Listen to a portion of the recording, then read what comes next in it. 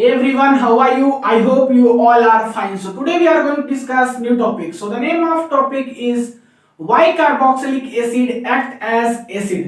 Carboxylic acid जो है acid के जैसा क्यों एक्ट करता है उसको हम लोग इस क्लास में देखेंगे। सेकेंड चीज कि हम लोग कार्बोक्सिलिक एसिड, फिनॉल और अल्कोहल में ऑर्डर देखेंगे कि किसका ज्यादा एसिडिक कैरेक्टर होता है और किसका कम एसिडिक कैरेक्टर होता है। मींस कौन ज्यादा एसिड और कौन कम एसिड। ठीक है, इसके किसके बीच में? कार्बोक्सिलिक एसिड, फिनॉल और अल्कोहल के बीच में। तो सबसे फर्स्ट हम तीनों को देखते हैं, अल्कोहल, फिनॉल और कार्बोक्सिलिक एसिड को।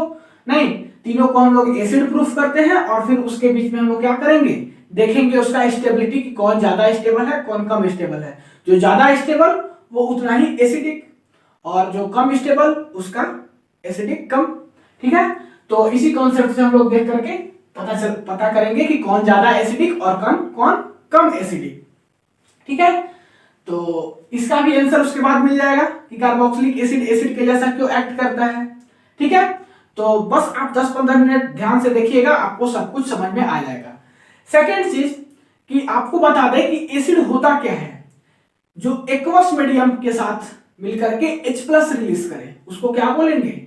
एसिड बोलेंगे। जो एक्वस मीडियम में क्या करे, H+ रिलीज करे उसको, उसी को तो बोलते हैं एसिड। तो उसी कॉन्सेप्ट को यहां पे हम यूज करेंगे। तो सबसे पहले हम बात करते हैं अल्कोहल का, दैट इज ROH। ये क्या है? अल्कोहल है। नहीं, क्या है? अल्कोहल है। और जब हम इसको एक्वस मीडियम में H2O के साथ रख रहे हैं तो ये क्या बनाएगा? सो देखिए, यहां पे देखिए ROH आपका अल्कोहल है, ये एसिड है। सो ये H+ रिलीज करेगा। क्या करेगा? H+ रिलीज करेगा। और H2O जो है H+ को, यहां पे जो H+ रिलीज कर रहा है उसको क्या करेगा? एक्सेप्ट करेगा। तो ये बना लेगा आपका RO- प्लस H3O+। नहीं, क्या बनाया? RO- plus H3O+। यहां से देखिए ROH से H चला गया तो क्या बचा? RO-, और जो H यहां से रिलीज हुआ वो H2O एक्सेप्ट करके H3O+ बना लिया। इसका नाम है आपका, क्या नाम है RO- का? Alkoxide ion. नहीं, एल्कोक्साइड आयन। और H3O+ का क्या नाम है? Hydronium ion. ये सब देखिए बेसिक बातें हैं, आपको उम्मीद है कि सब कुछ मालूम होगा। ठीक है, तो एल्कोक्साइड आयन बना और हाइड्रोनियम आयन बना। तो ये तो कंफर्म हो गया कि अल्कोहल जो है H+ रिलीज कर रहा है, मींस ये एसिड है, कंफर्म है।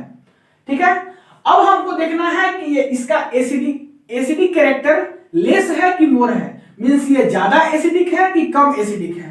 तो उसको कैसे देखेंगे? तो उसको देखने के लिए देखिए आपको क्या चीज करना है। यहां पे जो आपका एल्कोक्साइड आयन बना है दैट इज RO-। ठीक है, इसको देखेंगे, अगर ये ज्यादा स्टेबल होगा तो ये ज्यादा एसिडिक होगा, और ये अगर कम स्टेबल होगा तो कम एसिडिक होगा। Means RO- that is alkoxide ion के स्टेबिलिटी पे डिपेंड करता है कि अल्कोहल जो है मोर एसिडिक है कि लेस एसिडिक है। ठीक है, तो इसको देखेंगे। अब इसका स्टेबिलिटी कैसे पता करेंगे कि ज्यादा है कि कम है? नहीं, तो इसका स्टेबिलिटी देखिए कैसे पता करेंगे। देखिए ROH से बना है RO-, मींस ये H+ दिया है किसको? H2O को, और बनाया है H3O+। अगर ये RO- के फॉर्म में, के फॉर्म में अपने आप से खुश है, नहीं, RO- के फॉर्म में रहना अगर ये अच्छे से पसंद करता है H+ रिलीज करने के बावजूद भी, दैट्स कि इसका स्टेबिलिटी अच्छा है। और अगर इस फॉर्म में ये रहना नहीं पसंद करता, दैट्स कि इसका स्टेबिलिटी अच्छा नहीं है, ये नॉन स्टेबल है। ठीक है, तो उसी को चेक करते हैं। यहां देखिए ऑक्सीजन के ऊपर क्या है? नेगेटिव चार्ज है। ठीक है, और यहां पे R लगा हुआ है, दैट इज यहां पे +I इफेक्ट लगा हुआ है, +I इफेक्ट लगा हुआ है। तो ये करेगा क्या कि इसका इलेक्ट्रॉन को इधर पुश करेगा। ये पहले से ऑक्सीजन बेचारा इलेक्ट्रोनेगेटिव है, इसके ऊपर नेगेटिव था और इधर वाला भी इलेक्ट्रॉन इधर ही जा रहा है। नहीं, तो इसके पास पहले से इलेक्ट्रोनेगेटिव है और इसके ऊपर और इलेक्ट्रोनेगेटिव बढ़ रहा है, नेगेटिव चार्ज और बढ़ रहा है। तो करेगा क्या कि जो यहाँ पे H+ दिया है वो अपना H+ ले लेगा कुछ समय के बाद। नहीं, तो अपना H+ ले लेगा, कहने का मतलब ये इस फॉर्म में स्टेबल नहीं रह पा रहा है, नहीं इस फॉर्म में ये स्टेबल नहीं रह पा रहा है, ये अपना H प्लस जो रिलीज किया था वो अपना H प्लस तो वापस लेना चाहेगा। ठीक है, मींस ये आपका नॉन स्टेबल है। नॉन स्टेबल कहने का मतलब कि ये आपका वीक एसिड है। ठीक है, तो ये कंफर्म हो गया कि अल्कोहल जो है वो क्या है, वीक एसिड है। इसका कंपैरिजन हम आगे और फिनॉल और कार्बोक्सिलिक एसिड से करेंगे तो और ज्यादा बेटर समझ में आएगा। तो अल्कोहल का केस आपको समझ में आ गया। अब हम बात करते हैं फिनॉल का। तो फिनॉल कुछ यही होता है, नहीं अरे यही ना फिनॉल का स्ट्रक्चर होता है, यहाँ पे OH लगा रहता है। ये क्या है, ये है आपका फिनॉल। ठीक है, इसको जब हम एक्वस मीडियम में रखेंगे दैट इज H2O के साथ, तो यहां पे क्या बनेगा, नहीं यहां पर ये भी जो है H प्लस क्या करेगा, रिलीज करेगा, और यहां पे H2O जो है H प्लस को क्या करेगा, एक्सेप्ट करेगा, तो बना लेगा आपका फिनॉक्साइड आयन। वहां पे क्या बनाया था, एल्कोक्साइड आयन बनाया था, और यहां पे आपका बना लेगा phenoxide ion that is O-, और फिर बना लेगा आपका हाइड्रोनियम आयन। नहीं इसका नाम क्या है, फिनॉक्साइड आयन। ठीक है, और ये हाइड्रोनियम आयन जो कि हम ऊपर में लिख दिए हैं। तो ये बना, तो ये भी कंफर्म हो गया कि H प्लस रिलीज कर रहा है एक्वस मीडियम में, नहीं और बना रहा है फिनॉक्साइड आयन, दैट्स ये भी आपका क्या है, एसिड है। ये तो कंफर्म हो गया। अब हम चेक करेंगे कि इससे ज्यादा एसिड है कि इससे कम एसिड है, मींस ये लेस है कि ये लेस है, नहीं तो दोनों का हम कंपैरिजन करेंगे।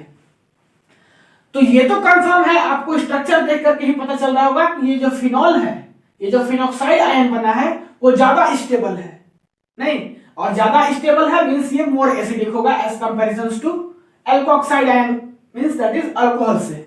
ऐसा क्यों, क्योंकि ये ज्यादा स्टेबल इसलिए है क्योंकि यहाँ पे रेजोनेंस बनेगा, ये निगेटिव चार्ज इधर आ जाएगा और ये बॉन्ड का इलेक्ट्रॉन इस कार्बन के ऊपर आ जाएगा, यहाँ पे निगेटिव चार्ज हो जाएगा, नहीं और फर्दर निगेटिव चार्ज इसमें क्या करेगा, रोटेट करेगा। ठीक है, तो यहां से हम आपका डायरेक्ट रेजोनेंस हाइब्रिड बना दे रहे हैं। क्या बना रहे हैं, रेजोनेंस हाइब्रिड। तो रेजोनेंस हाइब्रिड कुछ ऐसा हो जाएगा ये बॉन्ड अंदर घूमेगा और यहां से जो निगेटिव चार्ज आया है डबल बॉन्ड, और यहां पे एक निगेटिव आएगा, यहां पे एक निगेटिव आएगा, यहां पे एक निगेटिव आएगा, तीनों जगह 3 कार्बन पे निगेटिव आएगा। तो ये तो कंफर्म हो गया कि यहाँ पे रेजोनेंस बना रहा है, इसके कारण अल्कोहल से ज्यादा स्टेबल है फिनॉल। ठीक है, फिनॉल ज्यादा स्टेबल है। अब देखिए आपको हम एक चीज और यहां से समझाना चाहते हैं, ये जब आप कार्बोक्सिलिक एसिड पढ़ोगे, मतलब जो भी हम तुरंत आगे बताने वाले हैं, तो वहां पे इसका यूजेज थोड़ा सा समझ में आपको अच्छा से आएगा, कंपैरिजन। तो यहां देखिए हो क्या रहा है कि कार्बन के पास निगेटिव चार्ज है। ठीक है, यहां देखिए जब इसका हम रेजोनेंस हाइब्रिड बनाया है तो 3 जगह पे देखिए, तीनों जगह कार्बन के पास क्या है, निगेटिव चार्ज है। तो आपको जानकारी के लिए पता होगा कि कार्बन जो है वो ज्यादा इलेक्ट्रोनेगेटिव नहीं होता है और उसके पास निगेटिव चार्ज है। कार्बन अपने आप से ज्यादा इलेक्ट्रोनेगेटिव नहीं है और उसके पास निगेटिव चार्ज है। इसका क्या मतलब कि कार्बन निगेटिव चार्ज को अच्छे से नहीं संभाल पाएगा। ठीक है, जितना अच्छा से नाइट्रोजन, फ्लोरीन और ऑक्सीजन निगेटिव चार्ज को संभाल सकता है, उतना अच्छा से कार्बन निगेटिव चार्ज को नहीं संभाल सकता है, नहीं। और यहां पे दिख रहा होगा कि 3-3 कार्बन पे निगेटिव चार्ज बनेगा जब आप रेजोनेंस स्ट्रक्चर, रेजोनेंस हाइब्रिड बनाओगे तो। ठीक है, तो हम मानते हैं कि ये इससे ज्यादा स्टेबल है, बट हम जब आगे कार्बोक्सिलिक एसिड पढ़ेंगे तो उससे ये जो है कम होगा। क्यों, रीजन यही होगा कि यहाँ कार्बन के ऊपर निगेटिव चार्ज है और कार्बोक्सिलिक एसिड में ऑक्सीजन के ऊपर निगेटिव चार्ज होता है, नहीं तो उसके कारण कार्बोक्सिलिक एसिड ज्यादा होता है आपका एसिडिक कैरेक्टर का। ठीक है, तो चलिए हम कार्बोक्सिलिक एसिड्स को देखते हैं, तब आपको ज्यादा अच्छे से समझ में आएगा। बात करते हैं हम कार्बोक्सिलिक एसिड का, किसका, कार्बोक्सिलिक एसिड RCOOH। ठीक है, इसको जब हम एक्वस मीडियम के साथ रखेंगे तो ये भी सेम काम करेगा। ये क्या है, आपका कार्बोक्सिलिक एसिड है। क्या है, कार्बोक्सिलिक एसिड। ये भी आपका H प्लस रिलीज करेगा और ये H प्लस एक्सेप्ट करेगा कौन, H2O। तो ये भी बनाएगा आपका RCO minus plus H3O plus, और इसका नाम है कार्बोक्सिलेट आयन। क्या नाम है? Carboxylate ion. और H3O प्लस का नाम आपको मालूम है हाइड्रोनियम आयन। तो ये बना कार्बोक्सिलेट आयन। अब हम चेक करेंगे कि इसका स्टेबिलिटी और इसका स्टेबिलिटी, मींस कार्बोक्सिलेट आयन और फिनोक्साइड आयन में से किसका ज्यादा स्टेबिलिटी है। जिसका ज्यादा स्टेबिलिटी उसका एसिडिक कैरेक्टर ज्यादा, मींस वो ज्यादा एसिडिक। तो कार्बोक्सिलेट आयन को सबसे पहले देखते हैं। यहां पे रेजोनेंस बन रहा है, तो यहां पर भी रेजोनेंस बन रहा है। कैसे? वो देखिए, RCOO माइनस को आप कैसे दिखा सकते हो? ऐसे कुछ दिखा सकते हो, RCO यहां माइनस और यहां डबल बॉन्ड, ठीक है, ऐसे दिखा सकते हो। सो ये निगेटिव चार्ज अपना इलेक्ट्रॉन यहां दे देगा, यहां डबल बॉन्ड बना लेगा, और ये ऑक्सीजन ये पाई इलेक्ट्रॉन को अपने पास ले लेगा। तो ये जो है आपका बना लेगा कुछ ऐसा, RCO यहां डबल बॉन्ड और यहां O माइनस, ठीक है। इसका अगर हम रेजोनेंस हाइब्रिड बनाए नहीं, तो बनेगा कुछ ऐसा, RCO यहां पे O, यहां पे O, यहां डेल्टा नेगेटिव, यहां डेल्टा नेगेटिव, और ये बॉन्ड जो है आपका डिलोकलाइज्ड करेगा, रोटेट करेगा इधर इधर से इधर, ठीक है। अब इसका मतलब समझिए, यहां पर भी रेजोनेंस, यहां पर भी रेजोनेंस। यहां पे देखिए हो क्या रहा है कि यहां पे आपका कार्बन के ऊपर नेगेटिव चार्ज था, यहां देखिए ऑक्सीजन के ऊपर नेगेटिव चार्ज है। इसमें भी सेकेंड वाला जब आपका रेजोनेंस स्ट्रक्चर बन रहा है, तो यहां नेगेटिव चार्ज जा रहा है, मींस यहां पर भी ऑक्सीजन के ऊपर ही नेगेटिव चार्ज है। रेजोनेंस हाइब्रिड को समझना चाहिए आपको दोनों के बीच में। यहां देखिए तीनों कार्बन पे नेगेटिव चार्ज, और यहां देखिए दोनों ऑक्सीजन पे नेगेटिव चार्ज। तो हम क्या बताएं कि ऑक्सीजन पे नेगेटिव चार्ज आसानी से रह सकता है, ऑक्सीजन इस नेगेटिव चार्ज को अच्छे से संभाल सकता है, बट कार्बन अच्छे से नहीं संभाल सकता है। दैट्स व्हाई कि ये जो है आपका कार्बोक्सिलेट आयन ज्यादा स्टेबल होता है as comparison to phenoxide ion. नहीं, इसी के कारण आपका carboxylic acid that is RCOOH ज्यादा एसिडिक होता है किससे? फिनॉल से। और फिनॉल ज्यादा होता है किससे? अल्कोहल से, ठीक है। तो कार्बोक्सिलिक एसिड्स का ज्यादा एसिडिक कैरेक्टर होगा, फिर फिनॉल का, फिर अल्कोहल का।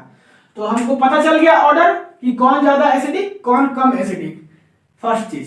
सेकेंड चीज कि कार्बोक्सिलिक एसिड एसिड के जैसा क्यों बिहेव कर रहा है, उसका भी आंसर आपको मिल गया होगा, क्योंकि ये H+ रिलीज कर रहा है एक्वस मीडियम में, H2O के प्रेजेंस में, तो बना है कार्बोक्सिलेट आयन। दैट्स व्हाई कि कार्बोक्सिलिक एसिड जो है आपका एसिड के जैसा बिहेव कर रहा है, एक्ट कर रहा है। तो ये आपको दोनों चीज का आंसर यहाँ पे मिल गया होगा। ये कंसेप्चुअल चीज था, आपसे कोई नॉर्मल पूछ सकता है, ठीक है। तो उम्मीद है कि ये टॉपिक आपको समझ में आ गया होगा। आप वीडियो को पॉज करके नोट कर लीजिए। मिलते हैं अगले क्लास में नए टॉपिक के साथ, तब तक के लिए पढ़ाई करते रहिए। All the very best.